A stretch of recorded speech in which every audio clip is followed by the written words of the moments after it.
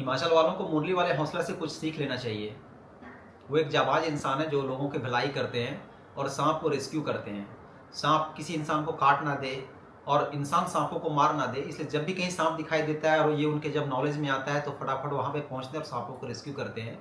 उन्हें पता होता है कि उनका जान खतरे में है और ऐसा 2 बार हो चुका है। 2 बार उन्हें सांप ने काट भी लिया, लेकिन फिर भी वो अपने जान को जोखिम में देकर सांप को बचाते हैं, साथ ही साथ इंसानों को भी बचाते हैं और एक सीख भी देते हैं कि ना ही इंसानों को सांपों की जगह में जाना चाहिए और ना ही सांप को इंसान की जगह मानना चाहिए। सांप को वापस उनकी जगह में वो छोड़ कर आते हैं। अभी परसों ही उसे नाग सांप ने काट लिया और उनका अभी ट्रीटमेंट चल रहा है।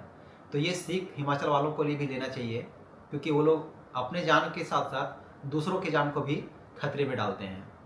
पूरे हिमाचल और उत्तराखंड में सिस्टम हो गया होम स्टे का। कल ही बादल फटने का न्यूज़ में देख रहा था। बादल फटा, कई लोग उसमें मारे गए और साथ ही साथ बहुत बड़ी जान माल की हानि भी हुई। कई सारे गाड़ियां तो ऐसे फूल की तरफ पानी में नदी में बह गई है और गाय भैंस मवेशी मारे गए, कुछ इंसान भी मारे गए, कई इंसान लापता भी है। तो ये घटना प्राकृतिक की गलती से हुई है? क्या प्राकृतिक ने बदला लिया है?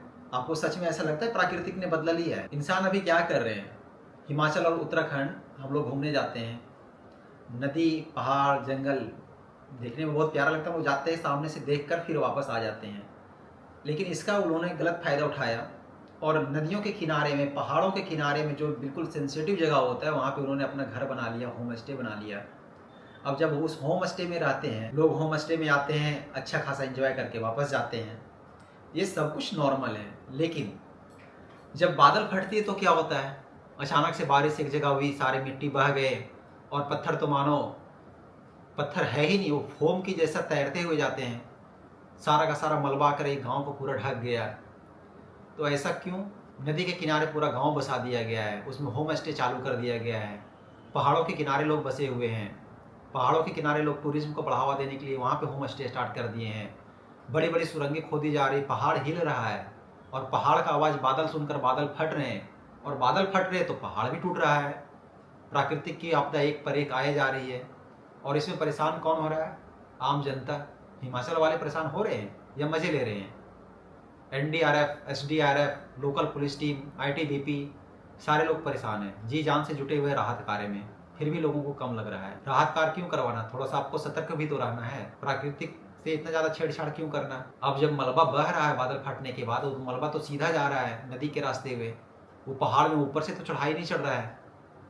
तो अब असली जो पहाड़ नदी का रास्ता है, उस रास्ता को आप रोक कर बैठे हो तो मलबा जाएगा कहाँ? नदी का पानी जाएगा कहाँ? नदी अपने जगह में है, आप लोग नदी के जगह में घुस गए हैं और उसके बाद दोष दिया जा रहा है प्राकृतिक का कि प्राकृतिक ने बदला लिया, प्राकृतिक ने तबाही मचाया।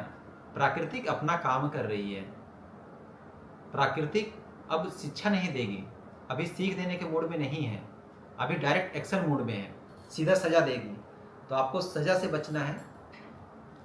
ये एक चेतावनी है, प्राकृतिक से छेड़छाड़ ना करें और उसे अपना कार्य करने दे, उसे अपने जगह में रहने दे और इंसानों को अपने जगह में रहना है। देखिए, संवेदनाएं तो है, जान माल की हानि हुई है, मवेशी मारे गए हैं, कितने इंसान लापता हैं और कुछ लोग तो मारे भी गए हैं।